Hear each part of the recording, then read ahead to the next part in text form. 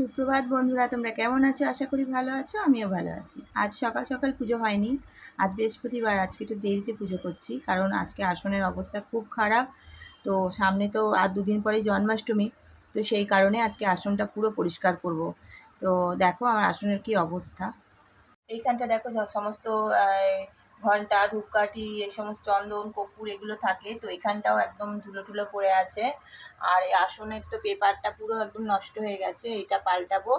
একদম সবাইকে নামাবো আজকে, নামিয়ে তারপরে আজকে পরিষ্কার হবে। এখানে বক্সটায় আছে কৃষ্ণের জামা কাপড়, তো এগুলো সমস্ত পরিষ্কার করবো আজকে, তারপর তোমাদের ফ্রেশ করে আসনটা দেখাচ্ছি কেমন লাগছে, তখন তোমরা বলো। দেখো বন্ধুরা কি সুন্দর লাগছে, আর প্রিন্টটাও এত সুন্দর হয়েছে কাগজটার। এটা লাগিয়েছি, আর এখানেও লাগিয়েছি, এই যে ওপরটায়। আর এই নিচটা এখানে যেখানে বাবার জামা কাপড় থাকে, বই থাকে, পাঁচালি সমস্ত, এখানটা তো একটা লাগিয়েছি। দেখো কাগজ কত সুন্দর দেখতে লাগছে, কাগজের প্রিন্টটা হেভি দেখতে। দেখো তো বন্ধুরা আমার আসনটা এবার কেমন লাগছে। এখনো গনু বাবাকে বসানো হয়নি, গনু বাবাকে পরিষ্কার করাতে নিয়ে গেছি, তারপরে তোমাদের দেখাবো। দেখো কত সুন্দর লাগছে। আর এই বক্সটার মধ্যে আমার গোপু সোনার সব জামা কাপড়, গয়না সব রয়েছে, নতুন জামা পুরনো জামা সব ভাঁজ করা আছে।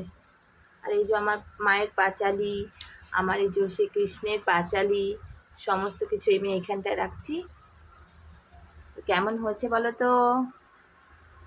এটাও পরিষ্কার করে গুছিয়ে নিয়েছি।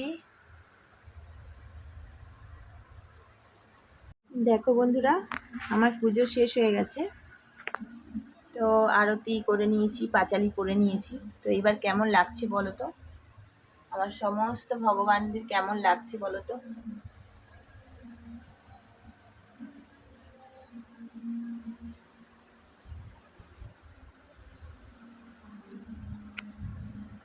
আমার তো দারুণ লাগছে, অপূর্ব লাগছে।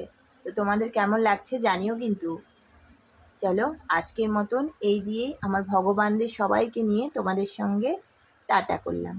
আসছি, তোমরা ভালো থেকো, সুস্থ থেকো, সবাই সাবধানে থেকো। আজকের মতো বিদায় নিলাম, টাটা।